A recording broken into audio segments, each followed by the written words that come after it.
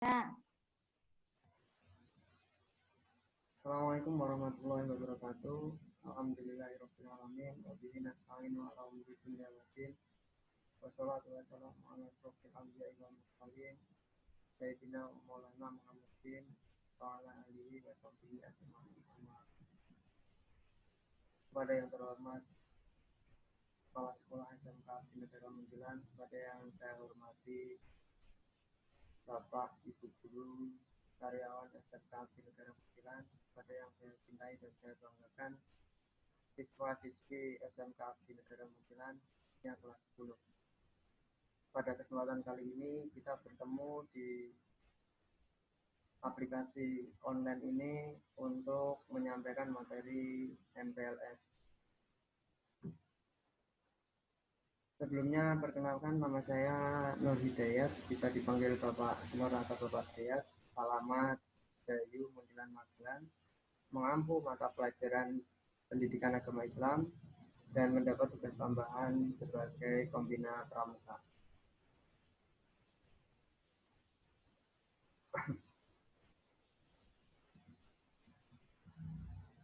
Dalam materi MPLS kali ini, saya mendapatkan tema tentang bahaya narkoba bagi kalangan remaja.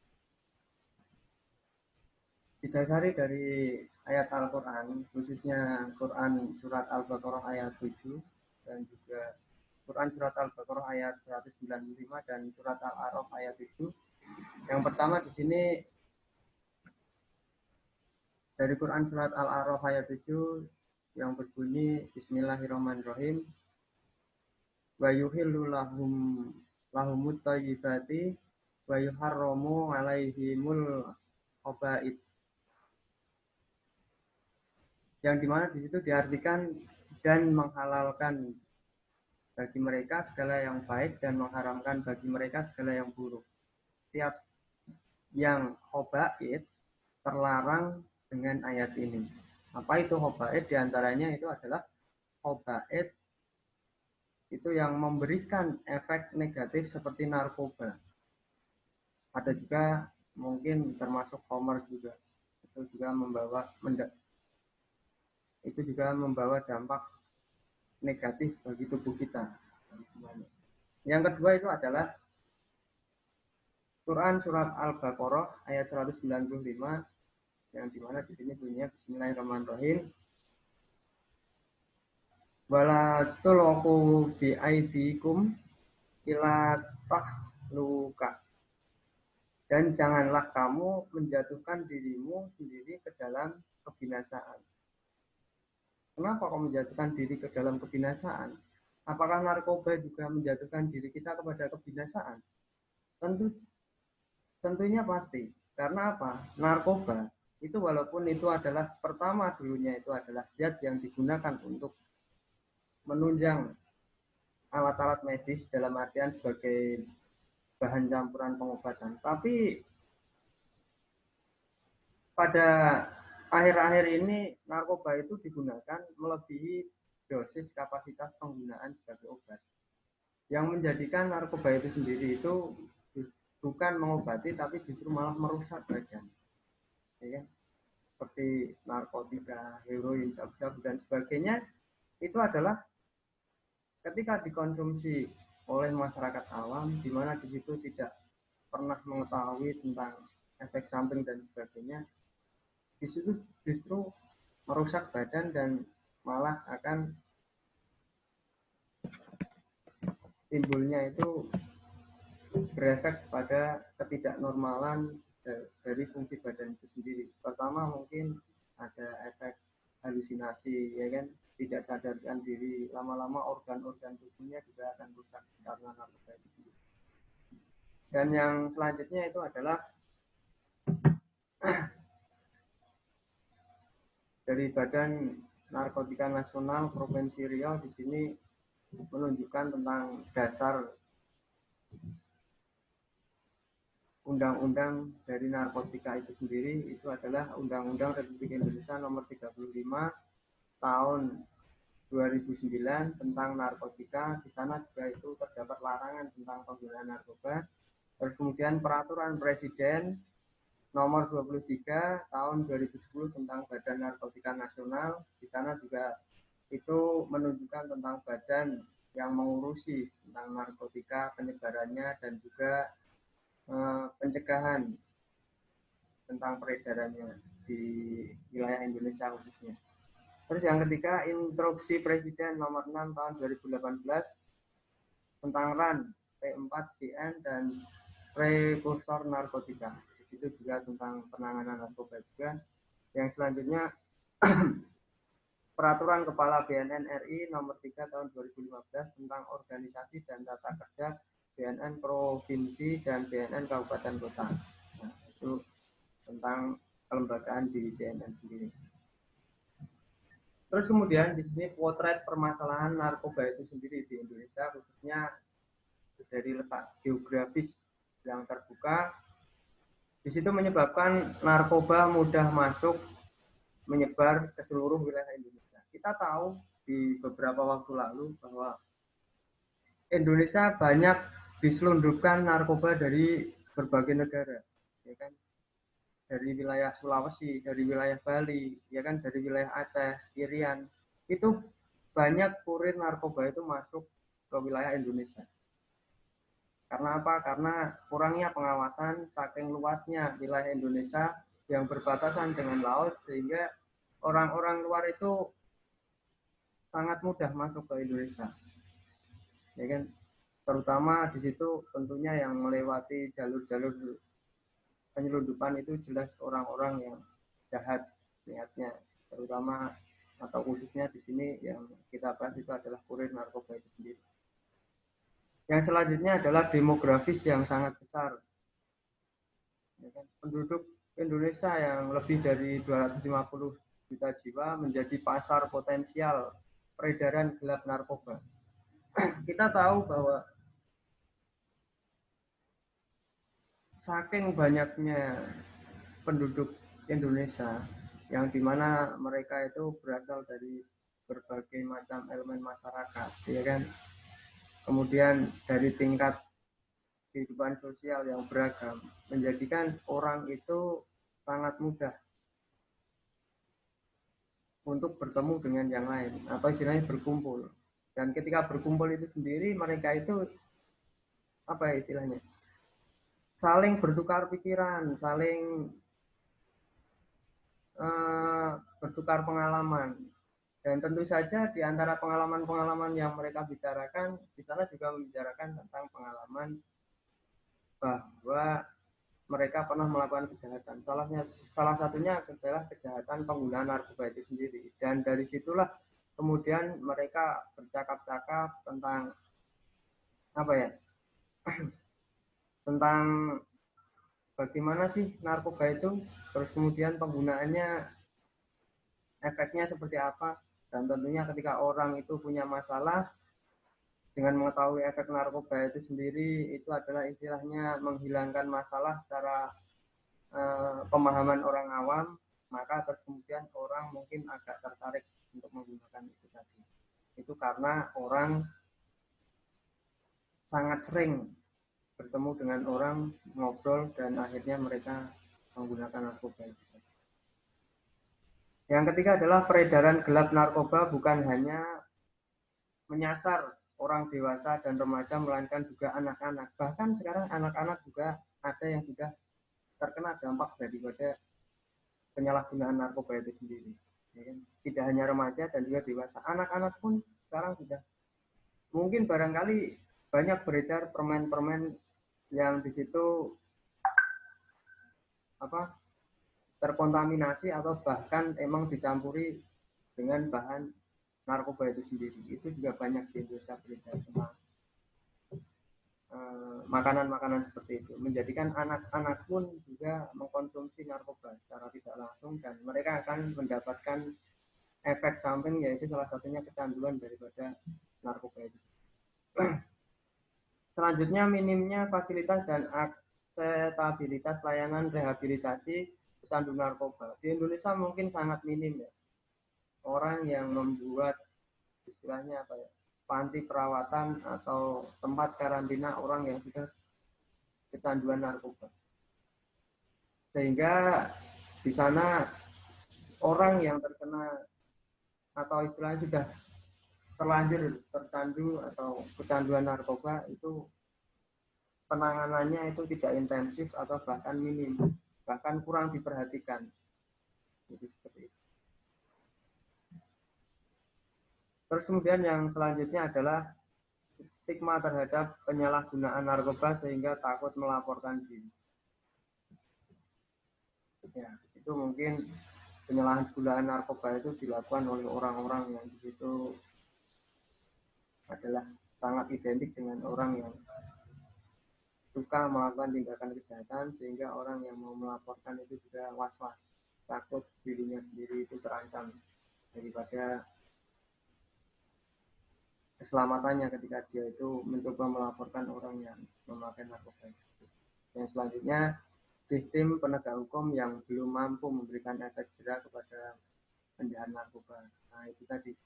Mungkin kalau misalkan kita tengok akhir-akhir ini kurir narkoba, terutama pengedar narkoba di Indonesia, itu ada yang sudah dihukum mati, tapi sebagian besar itu mereka masih bebas, dengan bebas berkeliaran dengan cara mereka itu tidak jadi dihukum karena segala hal, entah itu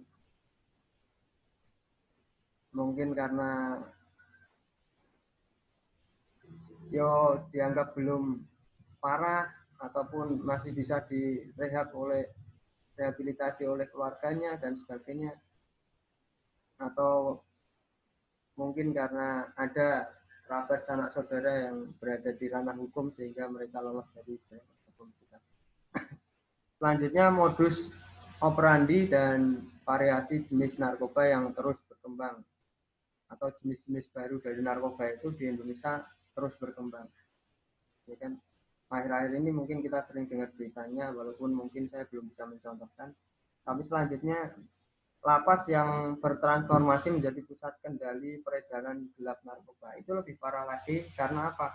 Orang atau kurir narkoba yang di situ itu sudah dihukum dan dimasukkan ke dalam lapas atau dimasukkan dalam penjara, itu mereka justru malah lebih aman untuk mengedarkan narkoba. Kenapa kalau lebih aman? Karena dianggap sudah berada di dalam lapas, mungkin para penegak hukum sudah tidak curiga lagi, atau bahkan mungkin ada sogokan kepada penegak hukum untuk melancarkan aksi yang kurir narkoba itu tadi di dalam lapas, sehingga peredaran narkoba walaupun kurirnya itu sudah dimasukkan ke dalam penjara, tapi peredarannya masih terus berjalan. Itu yang sangat ironis banget di Indonesia ini. Selanjutnya, kerugian akibat penyalahgunaan narkoba sekitar 63,1 triliun rupiah.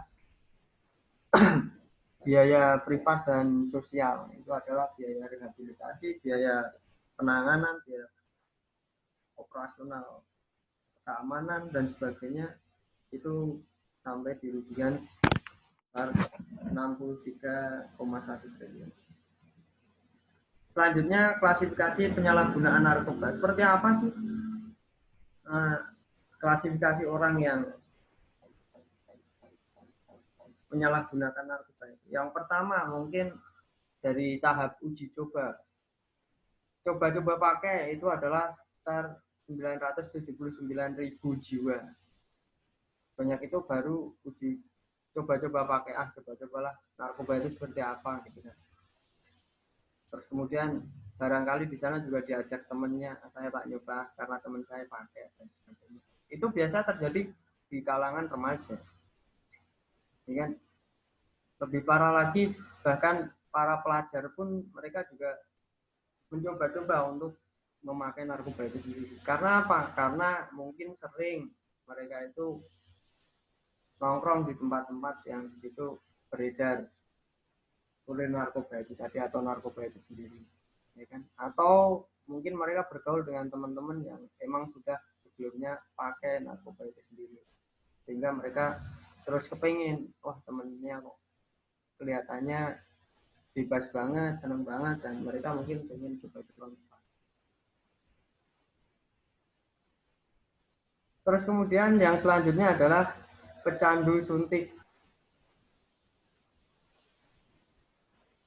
Oh, ini ada yang teratur pakai 776.000 jiwa.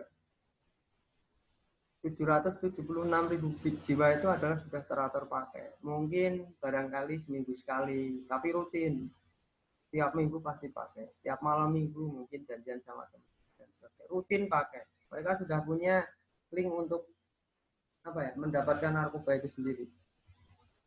Dan bahkan mungkin mereka juga sudah mulai untuk menjual narkoba dari kurir, mereka beli, terus kemudian mereka jual ke teman-temannya, itu juga bisa jadi. Itu sudah teratur pakai tiap minggu atau mungkin bahkan 2 hari sekali, 3 hari sekali, tapi sering banget pakai. Itu terdapat 776.000 jiwa di Indonesia. Pecandu suntik itu ada 33.000 jiwa, jadi mereka ketika sudah merasa tidak nyaman, gelisah, dan tidak enak dalam menjalani kehidupannya, mereka terus kemudian menyuntikkan barang haram itu tadi ke dalam tubuhnya. Itu banyak 33.000 jiwa. Itu orang di Indonesia. Pecandu non suntik itu ada 1.519 juta jiwa.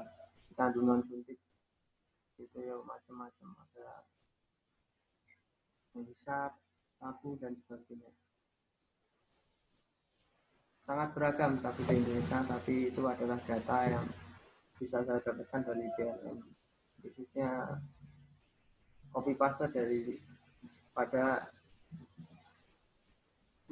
data dari BNN Riau. Terus selanjutnya adalah penyalahgunaan narkoba berdasarkan pengelompokan. Kita tahu di sini pengelompokan. Di sini bisa kita lihat bahwa seorang pekerja itu atau pekerja di Indonesia itu adalah penyumbang terbanyak daripada pengguna narkoba di Indonesia. Banyak 59%. Kemudian dari pelajar sendiri, pelajar itu ya dari kelompok SD, SMP, SMA, itu adalah ada 24%. Cukup banyak, itu padahal usianya masih usia anak sekolah. Mereka juga sebagian besar, bahkan 99% itu orang sekolah di Indonesia masih minta orang tua, tapi mereka juga bisa mendapatkan narkoba dengan uang jajan itu. Terus kemudian dari populasi umum itu ada 17%. Terus selanjutnya di sini pengertian dari narkoba itu sendiri. Narkoba itu adalah singkatan daripada narkotika, psikotropika, dan bahan berbahaya lainnya. Narkotika, psikotropika, dan juga bahan berbahaya lainnya. Narkoba, disingkat narkoba. Dengan pengertian bahwa narkoba itu sendiri adalah bahan atau zat yang dapat mempengaruhi kondisi kejiwaan, psikologi seseorang, pikiran, perasaan, dan perilaku lainnya, serta dapat menimbulkan ketergantungan fisik dan psikologis. Jadi seperti itu. Itu adalah mungkin pengertian daripada obat-obatan terlarang, yaitu narkoba itu tadi. Bahan yang sangat mempengaruhi kondisi kejiwaan. Ya kan, pikirannya jadi tidak bisa normal, tidak bisa berpikir seperti biasanya. Kalau biasanya kebetulan orang itu sedang mendapatkan mungkin banyak beban pikirannya, entah itu masalah keluarga, masalah pekerjaan dan sebagainya. Kemudian karena tidak mampu berpikir, mereka menghilangkan dengan ini pikir mereka, tapi padahal setelah zat itu hilang, mereka juga akan kembali untuk memikirkan itu, dan tentunya zat itu tadi juga sudah merusak pikiran dan juga merusak organ daripada orang-orang yang menggunakannya. Di sini narkotika sendiri itu adalah zat atau obat yang berasal dari tanaman, bukan baik tanaman atau bukan, baik sintetis maupun semi sintetis yang dapat menyebabkan penurunan perubahan kesadaran, hilangnya rasa, mengurangi sampai menghilangkan rasa nyeri. Hilangnya rasa, terus kemudian mengurangi sampai menghilangkan rasa nyeri. Bahkan nyeri. Orang yang sakit pun, atau istilahnya, apa ya, sakit fisiknya pun ketika mengkonsumsi narkoba mungkin akan hilang pada waktu penggunaannya itu tadi. Tapi nanti selebihnya ketika efek narkoba hilang juga akan sakit lagi. Seperti itu. Dan dapat menimbulkan ketergantungan, jelas ketergantungan, ya kan? Orang mungkin ketika menggunakan narkoba dia lebih betah untuk bergadang, ya kan? Seorang yang biasa bekerja malam misalkan tidak pernah tidur, ya kan? Mungkin kejar tayang dengan kerjaannya, membutuhkan waktu 3 hari tidak tidur misalkan. Mereka mengkonsumsi narkoba, ya kan? Tapi jelas efek setelah itu merusak badannya, merusak organnya, itu jelas. Walaupun mereka bisa mengejar pekerjaannya, tapi tidak baik untuk badan. Narkotika dapat dibedakan menjadi 3 golongan, yaitu yang pertama hanya untuk pengembangan ilmu pengetahuan, tidak untuk terapi atau ketergantungan kuat. Contohnya adalah heroin, kokain, dan juga ganja. Hanya untuk pengembangan ilmu pengetahuan. Untuk mengetahui zat apa sih yang terkandung di dalam heroin, kokain, dan ganja itu tadi.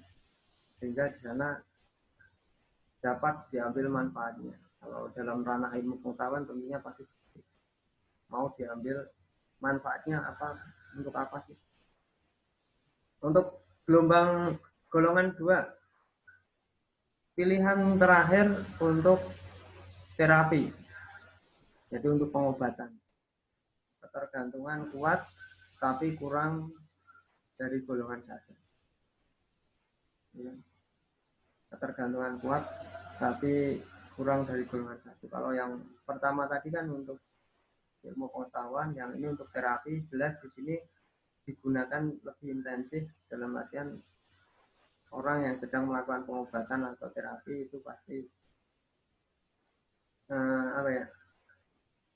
menggunakan narkoba itu sendiri. Contohnya kayak morfin, petidin, dan sebagainya. Yang ketiga, golongan ketiga di sini adalah sering untuk terapi. Kemudian ketergantungan lebih ringan, contohnya adalah kodein. Slide selanjutnya, psikotropika.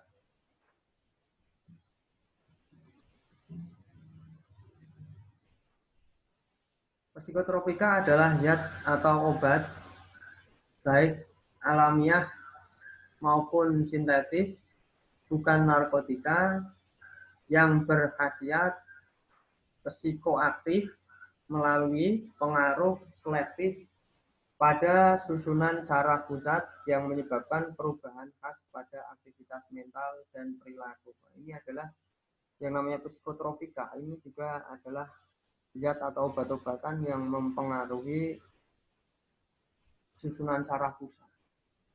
Ini lebih ngeri lagi. Jadi tingkat kesadaran kita itu didikte oleh obat-obatan itu tadi. Dalam artian ketika kita mengkonsumsi obat itu tadi, mungkin masalah-masalah yang sedang kita pikirkan akan hilang. Justru kita memikirkan hal-hal yang istilahnya sudah lalu atau mungkin pernah menjadi bayang-bayang dalam hidup kita saja gitu. Atau bahkan mungkin hal-hal yang menyenangkan yang ada di dalam pikiran kita itu aja yang, dan itu jelas itu merusak saraf kita kalau penggunaannya terus-menerus seperti itu.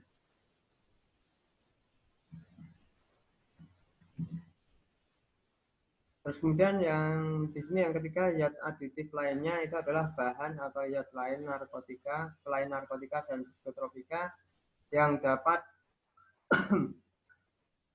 yang dapat juga mempengaruhi psikoaktif tubuh manusia dan dapat menyebabkan kecanduan seperti minum alkohol, ya kan, itu jelas mempengaruhi tubuh manusia, ya kan, kesadaran manusia hilang sampai teler, sampai ngeplay dan sebagainya, sampai tidak sadarkan diri minum alkohol. Yang kedua adalah ya inhalasi atau lem. Inhalasi lem itu loh, mencium bau lem kayak lem fog dan sebagainya, atau mungkin bisa mencium apa ya,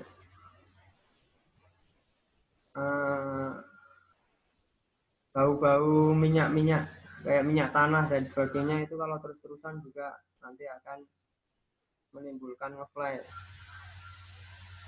Atau mungkin bisa jadi minum obat-obatan kayak obat batuk kebanyakan, itu juga akan tidak baik untuk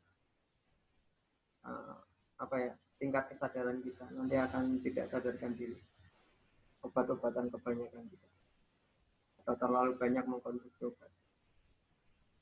Yang ketiga adalah nikotin atau rokok.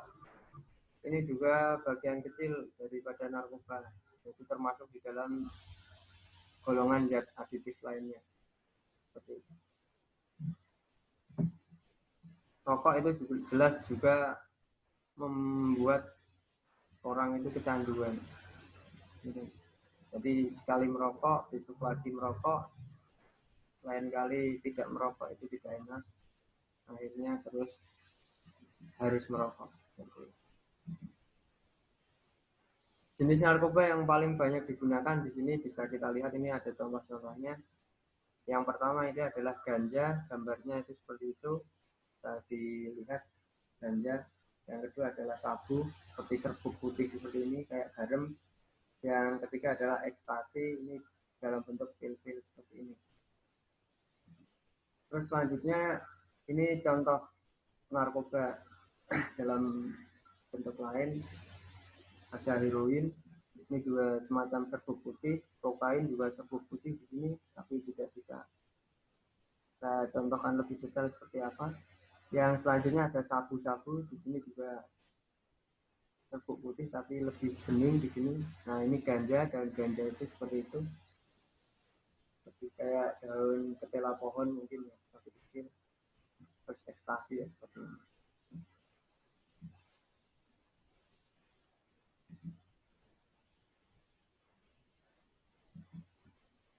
Nah, selanjutnya adalah jenis narkoba berdasarkan efek terhadap susunan saraf zat. Jenisnya adalah stimulan, contohnya adalah amfetamin dan juga metamfetamin. Istilah di masyarakatnya atau istilah gaulnya itu adalah sabu dan juga kristal. Efeknya itu adalah gangguan sistem saraf, termasuk stroke, serangan jantung, dan sebagainya. Yang selanjutnya adalah jenis depresan.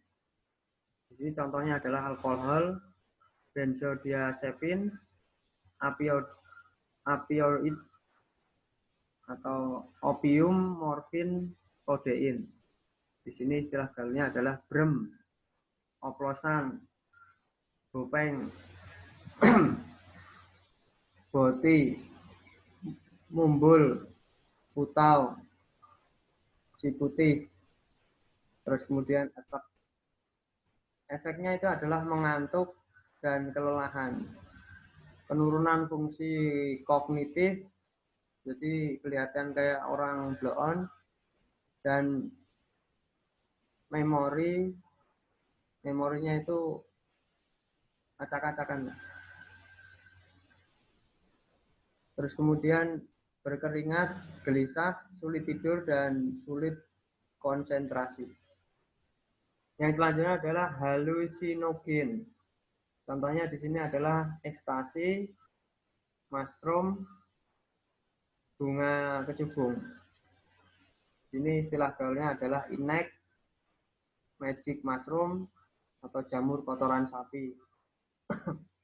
Efeknya adalah menghasilkan satu spektrum pengalaman sensor yang terkoordinasi serta mempengaruhi mood dan proses berpikir. Orang biasanya terlalu banyak beban pikirannya, jadi istilahnya pengen menghilangkan pikirannya itu tadi, atau menghilangkan masalah yang ada dalam pikiran.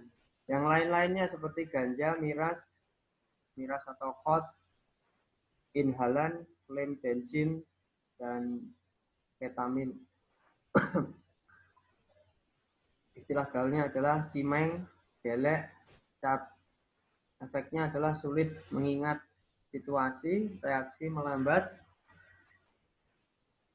Jadi ketika istilahnya orang diajak ngobrol gitu, nanti connect-nya mungkin 1 menit atau bahkan 3 menit dan sebagainya. Misalkan contohnya, udah makan belum kamu? 1 menit kemudian baru dia itu menjawab, oh udah makan. Seperti itu mungkin efek yang dimaksud dengan reaksi melambat. Terus kemudian sulit konsentrasi, mata merah, mengantuk, paranoid, dan juga cemas. Selanjutnya adalah proses terbentuknya ketergantungan narkoba. Pertama itu adalah kompromi atau mau bergaul dengan pemakai narkoba. Dan ini tentunya khususnya untuk kalangan remaja yang sangat-sangat sering bergaul di lingkungan luar rumah.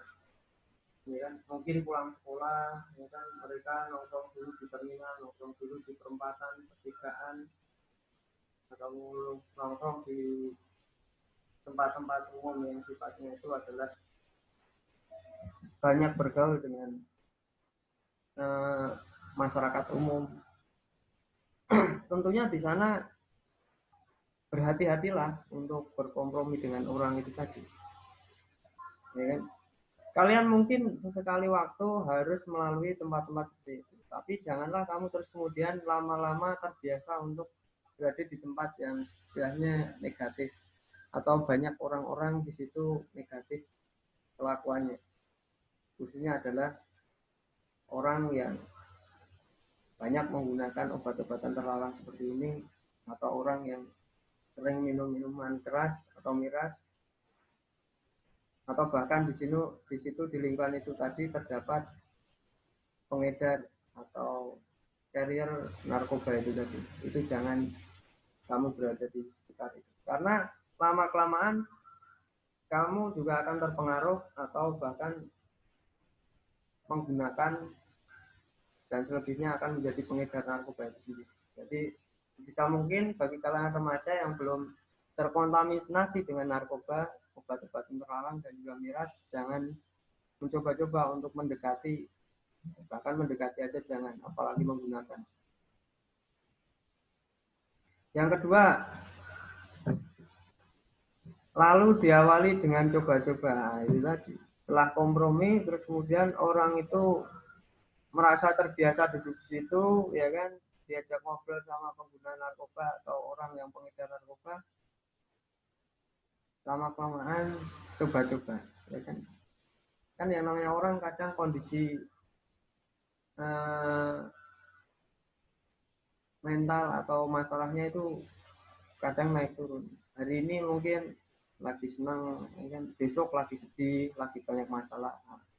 Kesempatan-kesempatan seperti itu ketika orang lagi sedih, ya, dekat dengan orang pengedar atau pengguna narkoba, pasti mereka akan mengajak untuk mencoba-coba daripada narkoba. Selanjutnya itu adalah toleransi atau pemakaian sosial hanya saat bergaul, atau mungkin barangkali untuk membiayai temen lah, nggak apa-apa nyoba minum biar tidak kelihatan turun atau biar tidak dikira tidak mau gabung, mencoba untuk minum minuman keras mungkin 1 gelas, ya kan. Lain waktu datang lagi ke situ, teman-temannya lagi pada minum lagi, lain kali ya terus nyoba lagi agak intensif 2 gelas. Ketiga kalinya tidak enak, wah mosok minum terus, minta terus beli, ikut untuk membelikan. Nah, di situ mungkin lama kelamaan akan ketergantungan. Maka dari itu khususnya untuk kalangan remaja yang sifatnya sering mencoba-coba hal baru, itu bisa mungkin jauhi tempat-tempat seperti itu agar tidak terjerumus dalam hal-hal yang tidak baik.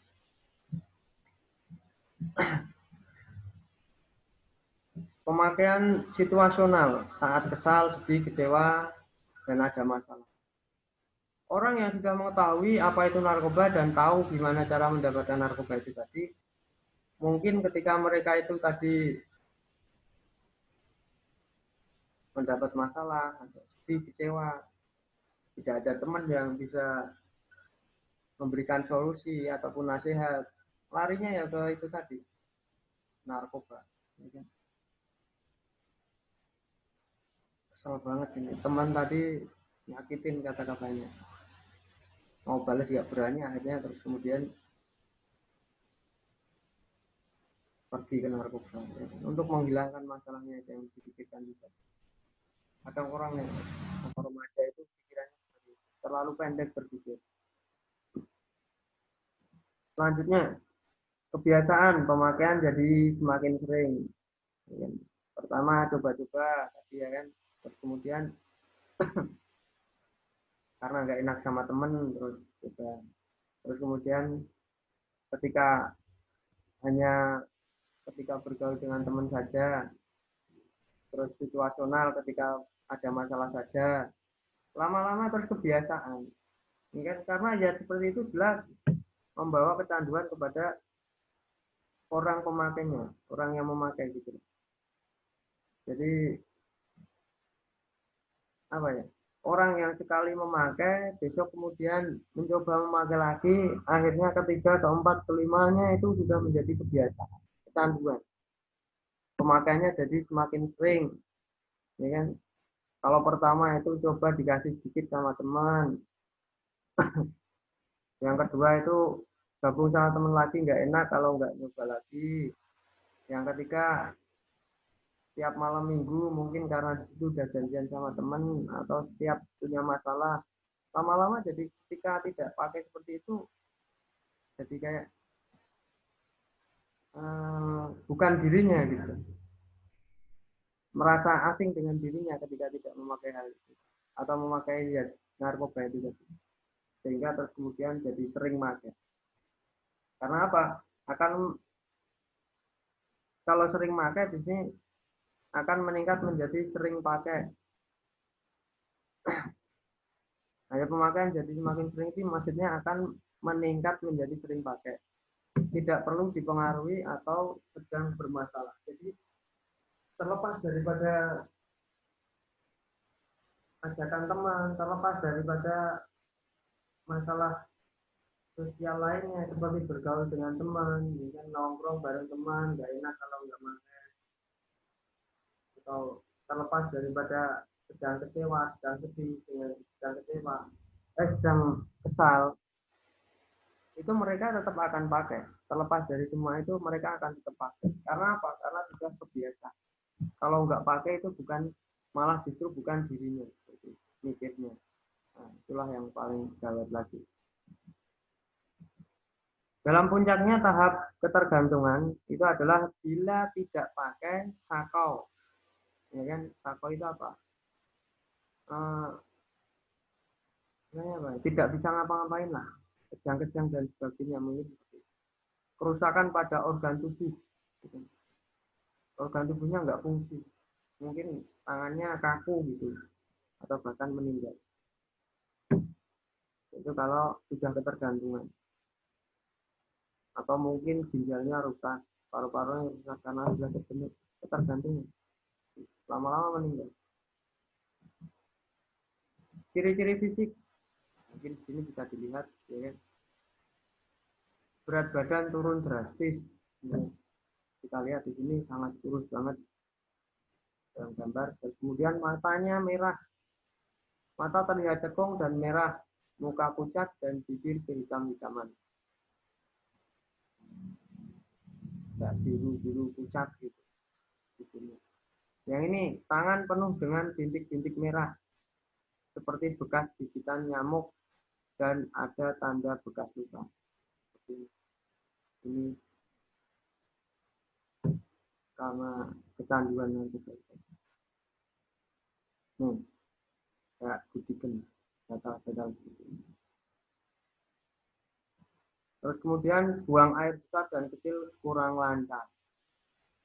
Jadi juga salah satu dampak daripada kecanduan narkoba. Ciri-ciri perilaku, ya kan, malas dan sering melupakan tanggung jawab dan tugas-tugas rutin. Sikap tidak peduli dan jauh dari keluarga, menjauh dari keluarga, dinasihati tidak pedulilah, luah lah. Nggak mau nganggap orang-orang yang sebenarnya itu peduli pada dirinya, nggak mau nganggap. Suka mencuri uang di rumah, ya kan, sekolah atau tempat pekerjaan, dan menggadaikan barang-barang berharga di rumah. Untuk apa? Untuk memenuhi hasratnya menggunakan narkoba itu. Karena mereka malas bekerja, ya kan, jauh dari keluarga sehingga tidak ada pemasukan, ya udah nyuri aja. Padahal mereka sangat butuh barang itu tadi. Jadi mereka nyuri. Bahkan ada yang sampai ya menghalalkan segala cara untuk mendapatkan barang. Jelas di sini selalu kehabisan uang. Karena pasti punya uang pasti langsung tertuju pada zat terlarang. Waktu di rumah kerap kali dihabiskan di kamar tidur. Kalau nggak di kamar tidur ya di kloset, buang air besar atau buang air kecil. Di gudang, ruang-ruang yang gelap, itu kamar mandi atau tempat sepi lainnya. Sering batuk-batuk dan pilek berkepanjangan. Biasanya terjadi pada saat gejala putus zat. Jadi kalau sudah efek samping dari narkoba itu tadi sudah mulai berkurang, itu mulai batuk-batuk.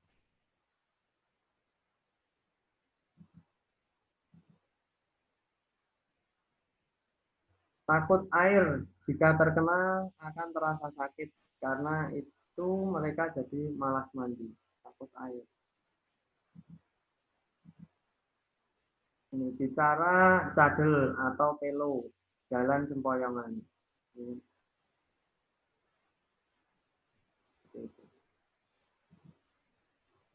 Ciri-ciri emosi, ya kan, sangat sensitif dan cepat bosan. Sensitif dan cepat bosan. Kalau remaja mungkin ditegur, membangkang, dinasihati, tidak pernah didengar. Ini seperti itu. Maunya memberontak terus. Dianggap orang yang peduli pada dirinya itu justru orang yang salah. Orang yang menjerumuskan itulah orang yang dianggap teman.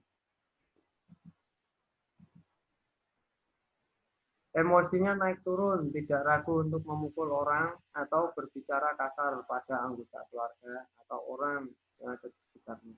Seenaknya ngomongnya, ya kan? Tidak pernah berpikir panjang, emosian.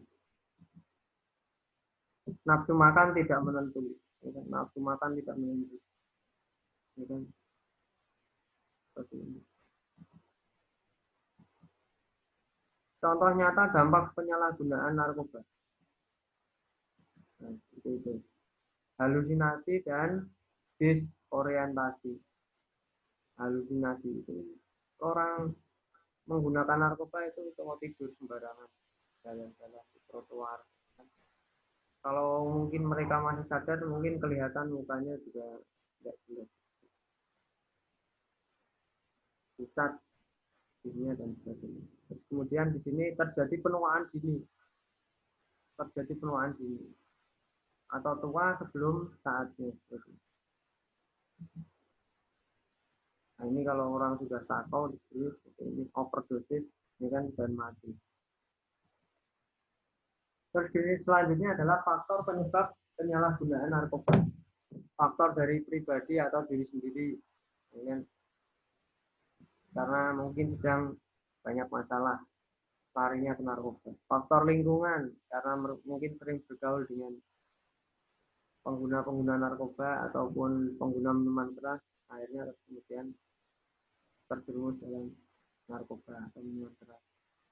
Terus kemudian keluarga sih. Dari pihak keluarga mungkin tidak ada yang peduli terhadap dirinya, sehingga mereka lari daripada narkoba itu. Itu anak-anak remaja bilang seperti itu. Keluarga dianggap tidak peduli, ya kan? Karena apa? Sudah tidak mau mendengarkan nasihat dari keluarga. Atau mungkin kurangnya kasih sayang itu juga bisa menimbulkan orang atau anak itu atau remaja itu bisa lari ke narkoba. Selanjutnya kelompok atau sindikat, ya kan? Kelompok atau sindikat itu adalah misalkan para pengedar narkoba itu adalah terkelompok menjadi satu tim gitu lah, tim pengedar atau sindikat. Itu kalau misalkan tidak ada kelompoknya seperti itu ya jelas mereka akan sangat kesulitan. Jadi biasanya pengedar narkoba itu ya, menjadi satu tim atau satu kelompok, tidak sendiri. Karena adanya satu kelompok itu tadi sehingga dapat mempengaruhi orang, dan orang kalau misalkan sudah kenal dengan salah satu anggota kelompok itu tadi, tentunya mereka juga lebih mudah untuk masuk di dalam golongan pengguna narkoba dan bahkan pengedar narkoba. Strategi dan kebijakan P4GN atau peran seluruh elemen bangsa dan peran narkoba P4GN.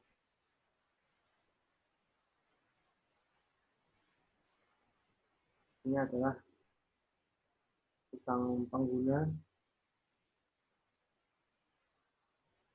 dan juga orang yang ada di lingkungan pengguna itu tadi. Tentunya di sini pertama komitmen diri. Seluruh elemen bangsa bertanggung jawab dan berkomitmen menjaga diri, keluarga, kelompok, komunitas, dan lingkungannya dari penyalahgunaan dan peredaran gelap narkoba. Kedua, regulasi anti narkoba. Penerbitan regulasi pencegahan, penyalahgunaan, dan peredaran gelap narkoba di tingkat daerah, institusi, kampus, sekolah, dan lingkungan masyarakat. Regulasinya itu harus dicegah, harus diputus mata rantainya agar tidak terus beredar di lingkungannya itu. Konsolidasi atau kekuatan seluruh elemen pemerintah, swasta, dan juga masyarakat berkonsolidasi dan berkontribusi bersama mendukung penanganan narkoba secara masif. Secara masif itu secara serentak, secara kompak dengan pemerintah atau dengan negara. Bersih narkoba. Mewujudkan lingkungan masyarakat, pemerintah, tempat kerja, kampus, atau sekolah bersih dari narkoba. Karena apa? Sekarang sangat rentan sekali sekolah dan juga kampus itu dimasuki oleh pengedar-pengedar narkoba. Yang kelima adalah deteksi dini, penyelenggaraan tes urin secara berkala di lingkungan institusi, organisasi, kampus, sekolah, dan lingkungan masyarakat. Sering dites siswa, mahasiswa, pekerja, dan sebagainya sering dites agar mudah untuk pemantauannya. Apakah orang ini pernah menggunakan narkoba? Sebagainya kan tidak terpantau. Kebijakan terhadap penyalahgunaan narkoba.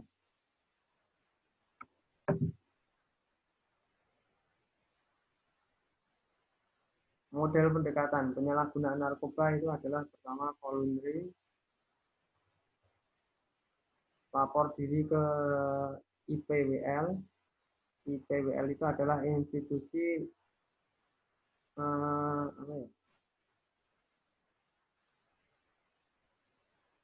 pengaduan, institusi pengaduan tentang institusi pengaduan orang yang kecanduan narkoba atau orang yang melihat orang menggunakan narkoba, maka kemudian lapor ke IPWL, institusi pengaduan. Institusi pengaduan wajib lapor, itu adalah itu. Atau di asesmen sebagai pecandu. Oh, ini justru orang yang sudah kecanduan atau pernah menggunakan narkoba itu adalah berarti dia sebaiknya segera melapor ke IPWL agar mereka mendapatkan rehabilitasi atau istilahnya apa ya, disembuhkan lah. Terus kemudian di sini ada rehabilitasi secara gratis, tidak dituntut pidana kalau orang mau melapor atau mungkin mereka pernah menggunakan terus kemudian lapor ke pihak IPWL institusi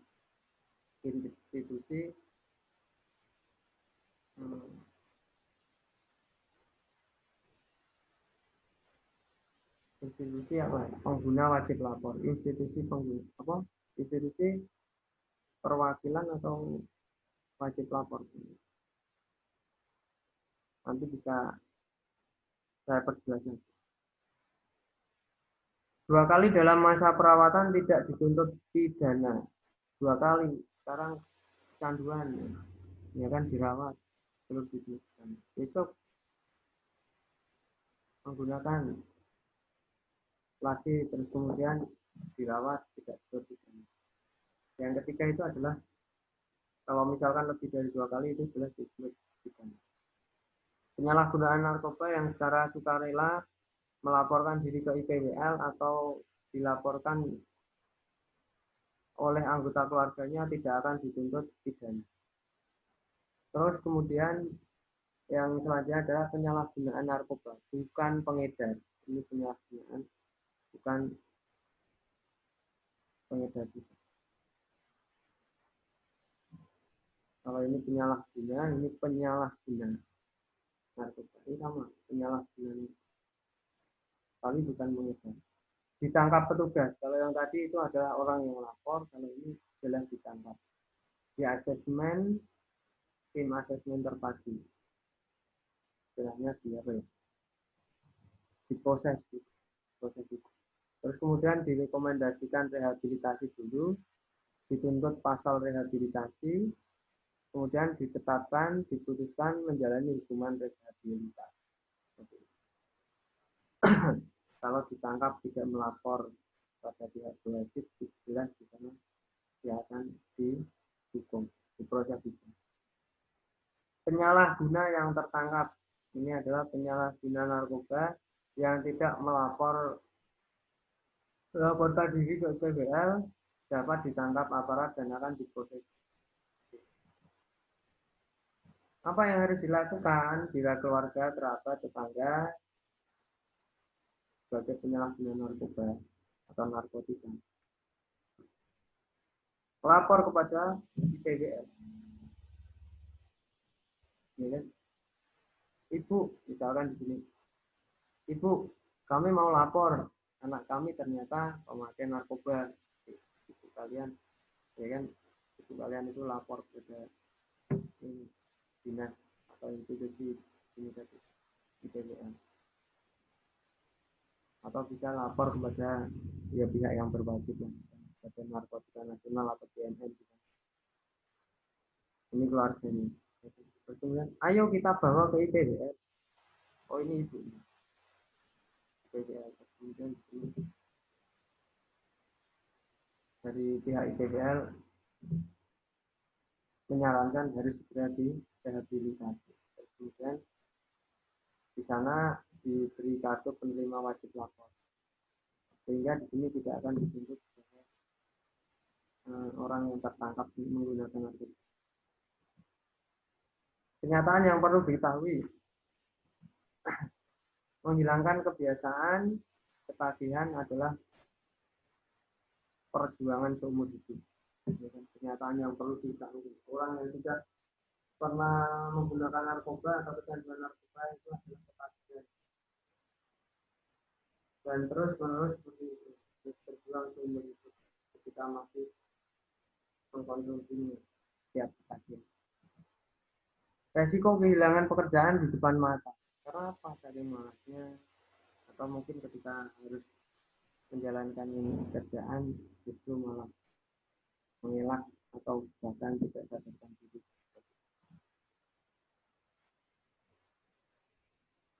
Atau mungkin di sana tidak harus pekerjaan, orang yang sekolah pun mereka juga tidak akan terus kemudian ketika tercandu narkoba tentunya sekolahnya juga tidak akan pernah lancar, sering tidak masuk sekolah atau mungkin ketika masuk sekolah juga susah untuk mendengarkan apa yang disampaikan oleh guru. Dikasih tugas juga tidak mau untuk ngerjain karena malasnya itu tadi. Efek samping daripada narkoba itu juga salah satunya malas itu. Yang ketiga, mencoreng nama baik institusi tempat bekerja atau sekolah, ini juga sama. Anak dan istri terabaikan, keluarga berantakan. Jelas ini kalau yang pembinanya itu orang dewasa yang sudah berkeluarga. Kalau anak-anak bagaimana? Kalau remaja bagaimana? Kalau remaja sama aja. Ya kan masa depannya akan terputus di sana. Seharusnya masa remaja ini digunakan untuk mengejar cita-cita, meraih cita-cita, atau memaksimalkan usaha untuk meraih cita-cita, tapi karena justru menghiraukan daripada pemenuhan kebutuhan mengejar. Karir dan masa depan hancur ini sama. Dapat menyebabkan terjadinya kecelakaan kerja atau mungkin barangkali ketika orang mengendara juga akan terjadi kecelakaan. Orang yang sedang belajar juga tidak akan pernah bisa berpikir. Yang selanjutnya menyebabkan kerugian materi bagi institusi tempat kerja, contohnya penggelapan uang perusahaan. Karena apa? Orangnya suka mencuri. Kalau misalkan remaja ya barangkali mereka suka mencuri punya teman, ya kan? Punya orang tua, punya tetangga dan sebagainya. Karena apa? Malas bekerja, uang saku habis, ya kan? Pengennya dia mengkonsumsi obat-obatan gitu loh.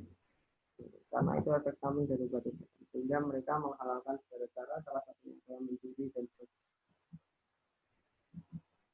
Nah, mungkin dari situ yang bisa saya sampaikan, selebihnya mungkin bisa memberikan pertanyaan terkait dengan itu tadi, ya kan? Pertanyaan nanti bisa ditulis di kolom komentar, ya kan? Yang akan saya persilahkan untuk para siswa khususnya kelas 10 terkait dengan penyalahgunaan narkoba di kalangan remaja. Ya, terima kasih untuk waktunya sudah menyempatkan diri mendengarkan video yang saya sampaikan, saya share. Selebihnya kita sambung lagi besok lain waktu ataupun dalam pertemuan-pertemuan berikutnya, entah itu dalam bentuk video seperti ini ataupun tatap muka secara langsung. Ya kan? Salam kenal dari saya, semoga kalian diberikan kesehatan dan diberikan rahmat dari Allah. Saya ini dengan topik dari saya. Wassalamualaikum warahmatullahi wabarakatuh.